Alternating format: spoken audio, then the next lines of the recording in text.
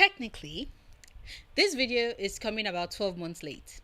I still find it shocking when I consider the fact that Bridgerton season 3 aired almost a year ago now, and I have only just come around to making this video because for the past year, all I've been doing is sitting with my thoughts and my dissatisfaction and disappointment about the season, trying to put my thoughts together in order to work out why exactly season 3 sucked so badly. Now, this is not to discredit those who did enjoy the season. If you were totally and completely happy with what we got, good for you. However, for me personally, season 3 was a mess. And I'm sure all you have to do is watch a myriad of videos and check on people's comments to find out that that is a sentiment that is shared by quite a significant number of Bridgerton watchers. And after much thought and countless deliberations, I finally arrived on the 5 reasons why Bridgerton season 3 sucked. And we'll start with the very first reason. The season was too damn bloated. See, I think this was always going to be a problem. The difference between a book, which is the source material for the story, and a TV show is that the writer, i.e. Julia Quinn, can just let the characters exist at the periphery of the story until she needs them reintroduced into the plot. After which, they pop in, say their piece, and then she writes them out again until the next time she needs them to make another cameo in her story. TV shows are a bit different. Actors are rightfully paid for their time, and a lot of them have negotiated into their contract that for the duration in which they have to exist within the show, a certain sum has to be paid. This can be daily, weekly, monthly, or per season. With a show of Bridgerton's caliber, it's most likely per season. Whether they show up for 2 seconds or you craft an entire storyline around them to justify whatever sum you're paying them, it doesn't really matter. Studios have to pay up, and it is up to the writing room, the showrunners, and whoever is producing the show to decide just how much screen time the actors have to be given to earn their keep. You're not going to have someone like Polly Walker up on the screen and not put her to work. And so Portia Featherington gets a couple more screen time than would be expected, more time than she got in the books actually, because unlike the books where Julia Quinn isn't being charged by the characters for every appearance she puts them to on page, the show and Netflix are charged every time Polly is in the scene. So why not make it a scene where she gets to really flex her muscles? You can have Ruth Jamal only show up in her roles as the mother of a Bridgerton brood, but she's still charging a significant sum and clearly deserves more screen time than that of the mother figure that occasionally shows up. So why not give her a bow? So that you get to kill 2 birds with 1 stone. Ruth gets to show her acting as a woman being courted by an older gentleman at a time of her life where society would have rather she consign herself to a role of the loveless, sexless mother figure. And you get to have that representation of an older woman who finds love within the show. Something that is sorely lacking in the TV we are inundated with in recent times. Ruth Jamal is a very attractive woman, and Violet Bridgerton blushes so prettily when Lord Marcus is flirting with her, so let's give more focus on that. I can imagine that those were the thoughts of the writers, the directors, and producers whilst working on the season. And in their defense, I can understand why they would go in that direction. It is about making financial decisions that work for their production, especially a production the size of Bridgerton. But that is the core of it. The size of Bridgerton, which is an ensemble cast, because Bridgerton is a show about a family of 8 children, all of whom get to meet their match. And the thing about them getting to meet their matches is that the circumstances within which each sibling gets to have their happy ever after differs. Each sibling's romance introduces new people, more people, to serve as added cast in the backdrop of their lives with their love interest and partners. And after they've served their purpose, it is often difficult for the show to let them all go. They tend to keep some of these characters because they also serve the role of populating the world of Bridgerton. Big production, remember? You can't let go of the Featheringtons, for example, because they are neighbors of the Bridgertons. Penelope is best friends with Eloise and is set to be courted by Colin in a future season. And so the entire family has to be maintained in some way leading up to that pairing and romance. Francesca's second romance, which is the core of her story, won't take place for a couple of years, but there is a need to set up her first marriage and to show how she arrived at that point, so that the pieces can be set in place before her romance rolls around. You can't lose track of the queen because she serves a role of being the one to whom the ladies of their society have to be brought to for their introduction to society, and so therefore it makes sense to have her serve more of a role than just having one scene in the entire season and have her be paid for the entire season. Because having to set up for future stories, wanting the actors to earn their keep, and also being attached to previously introduced characters who are necessary to help fully flesh out the world so it doesn't look too lifeless or limiting, what we are then left with is a season with so many storylines running simultaneously that doesn't give any of them room to breathe, and so it all feels choked and leaves us, the audience, feeling like we're served appetizers upon appetizers upon appetizers with no main meal in sight before we're sent on our way. Because you see, for there to be a main meal, it needs to be clearly delineated that that is the role and function within which it serves. And for that to happen, there needs to be a clear prioritization of what matters. Bridgerton season 3 unfortunately does not do this because it took its leads for granted. And that is the second reason why the season sucked. The season's main focus was meant to be Pauline. It is their season after all. But like I said earlier, Bridgerton season 3 doesn't treat them this way because it seemed to have suffered from what the Yorubas would call arifi.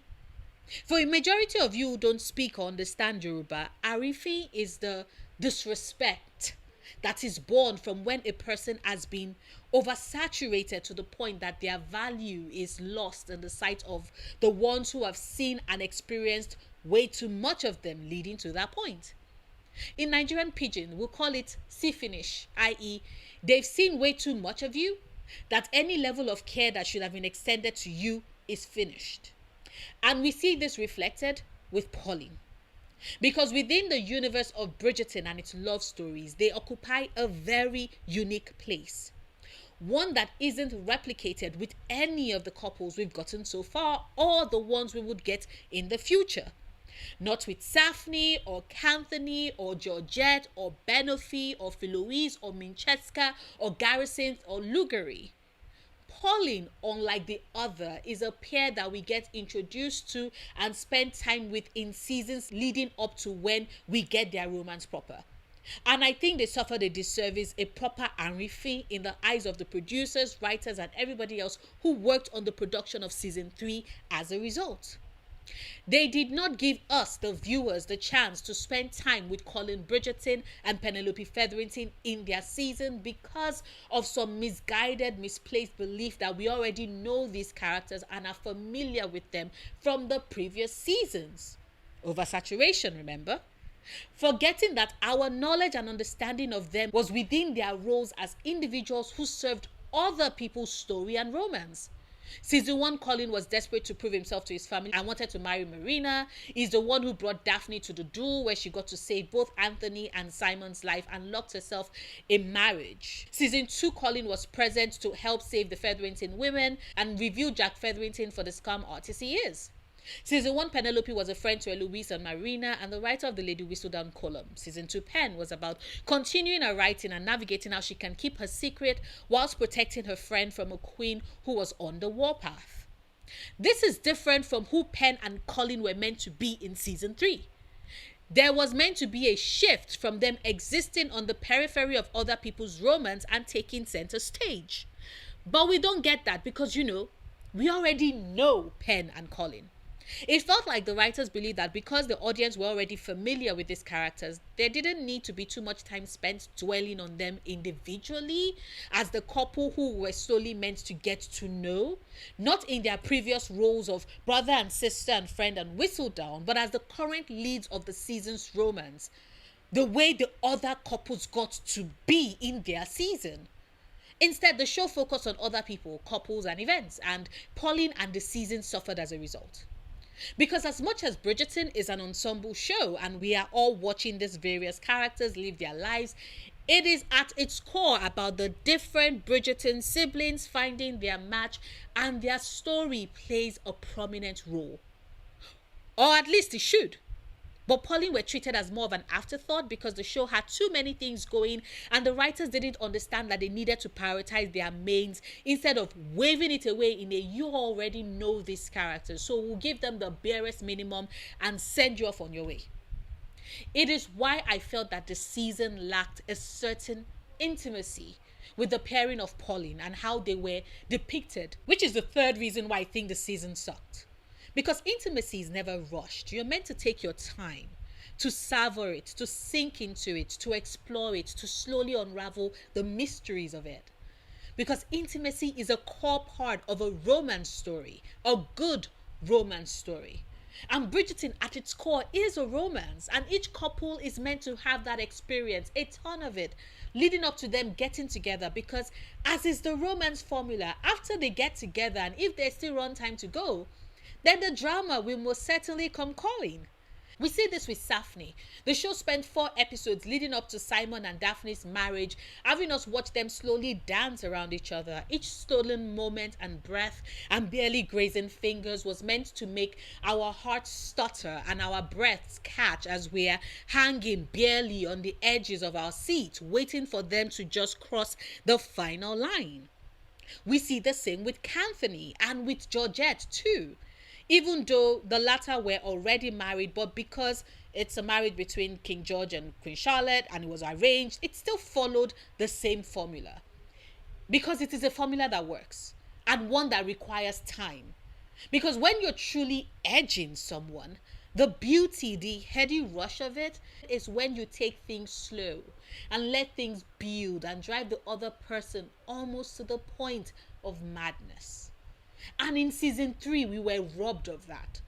Now, I'm not saying that Pauline didn't have some intimate moments. I particularly like the I can't stop staring at Penelope Featherington's little tongue as she licks at the icing on the cake she's eating stare that Colin had in the scene. I thought it was particularly delicious. But we didn't get enough of those scenes. Everything was so rushed, like it felt that the writers approached the season with a checklist in hand so they could go on to the other storyline they were meant to be following through on. And Pauline and the intimacy that should have been spread and savored and slowly enjoyed by the audience over more than half of the season was lost. And this didn't just apply to the romance, mind you. It also applied to the handling of the Lady Whistledown reveal with Penelope as well. And how that in turn affected Pauline and how we got to experience them in the show, which I think is the fourth reason why the season sucked. Because if there's any part of the season and where the showrunners absolutely deviated from the source material that had me scratching my head in part confusion and frustration, it most certainly has to be this point. In the books, and I'm sorry I'm bringing this up, but it is important for the point I'm trying to make.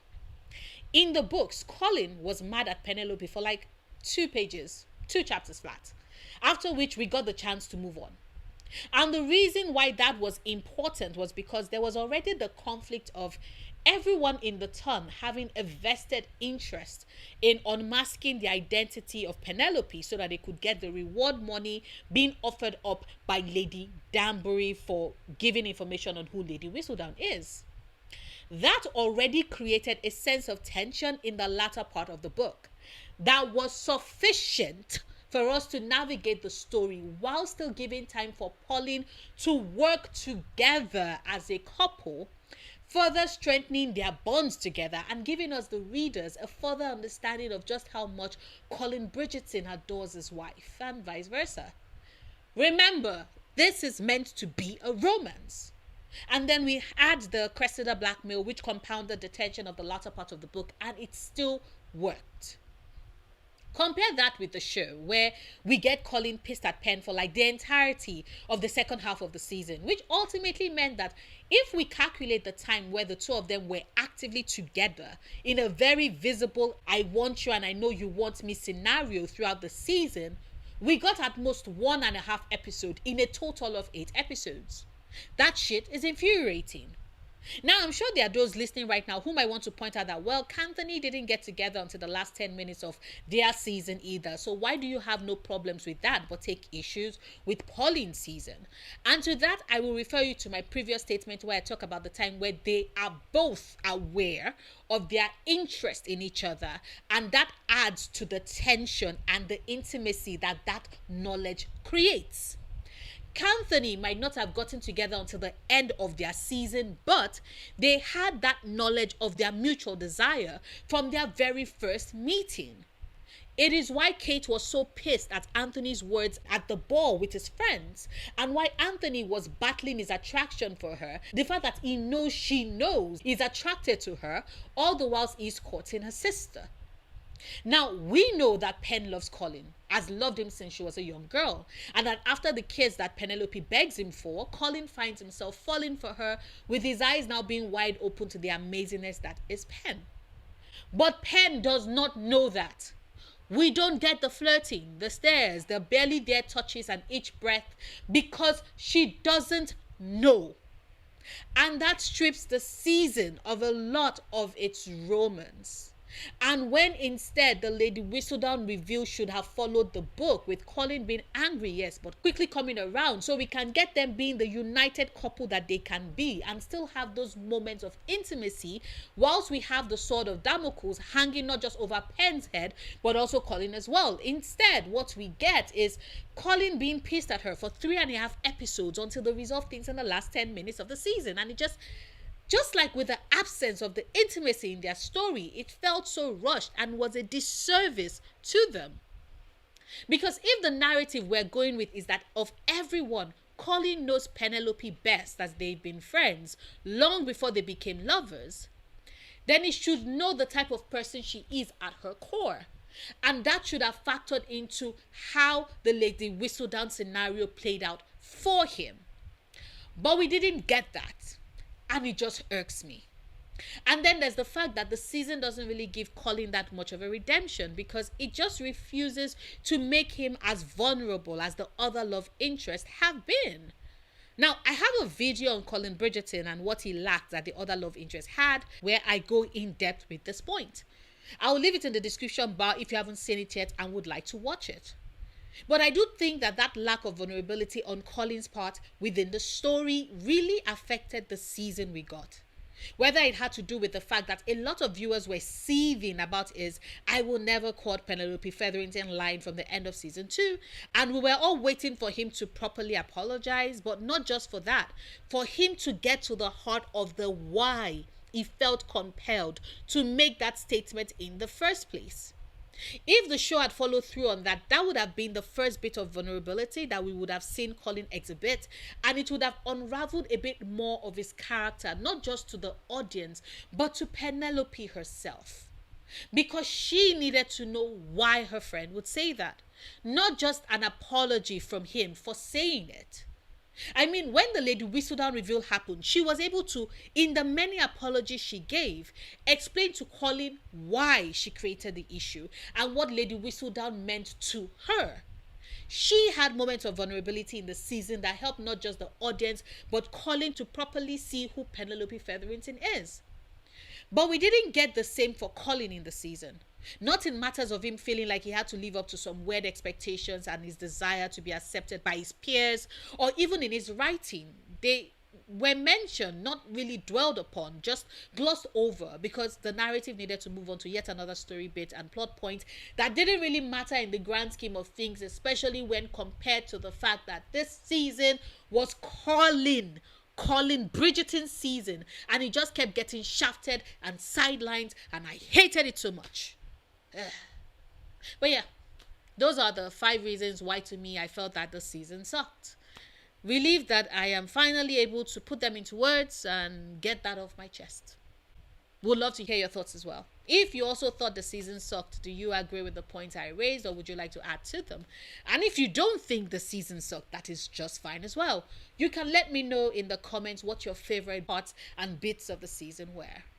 Like this video if you've watched this far and haven't done so yet. Share this video if you want. Support me on Patreon if you can. And do remember, obsessing over the things you love, perfectly valid coping mechanism.